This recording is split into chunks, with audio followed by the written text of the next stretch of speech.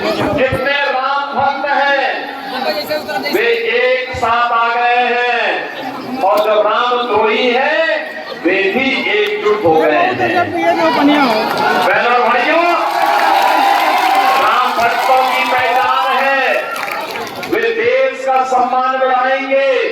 देश का सम्मान बढ़ेगा तो आपका सम्मान स्वतः ही बढ़ जाएगा।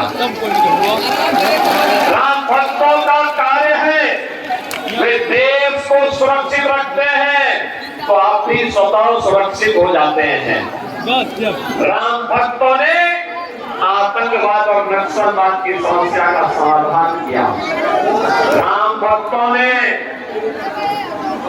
देश के अंदर सुरक्षा का एक बेहतरीन माहौल दिया। अब तो बहनों और भाइयों, यह भी स्थिति है कि अगर पटाखा फट जाए जोर से तो पाकिस्तान सफाई देने की मुद्रा में आ जाता है, कहता है साहब मैंने नहीं किया।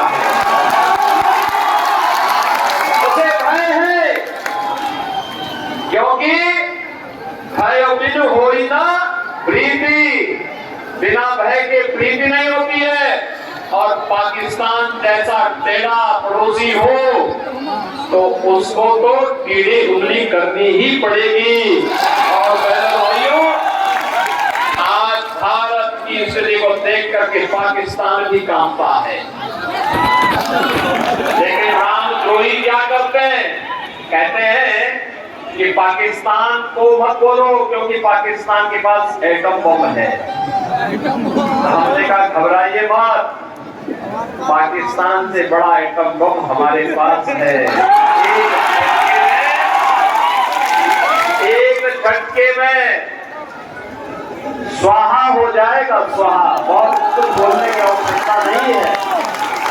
बहनों और भाइयों, ये कांग्रेस और समाजवादी पार्टी का गठबंधन जब भी हुआ है ये देश के लिए और समाज के लिए अनर्थकारी हुआ है।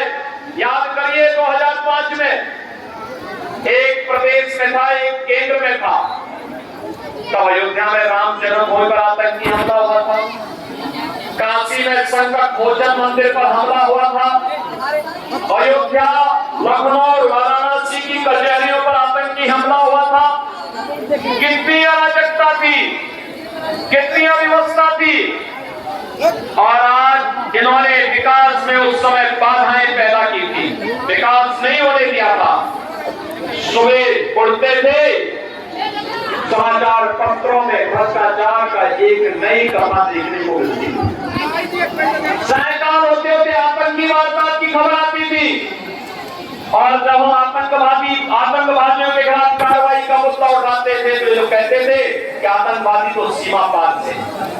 बहनों और भाइयों, आज वही आतंकवादी सभी समाप्त हो चुके हैं। आतंकवाद समाप्त, नक्सलवाद समाप्त। और विकास के लिए हमें दूसरी और कहीं किसी को बताने की आवश्यकता ही नहीं है। सौरभगढ़ से लेकर के गोरखपुर का मार्ग हो या सौरभगढ़ से लेकर के बलरामपुर का मार्ग आज आपको चलने लायक दिखने मिलती है। आज आप बढ़नी कृष्णा नगर की तरफ जाएंगे, चलने लायक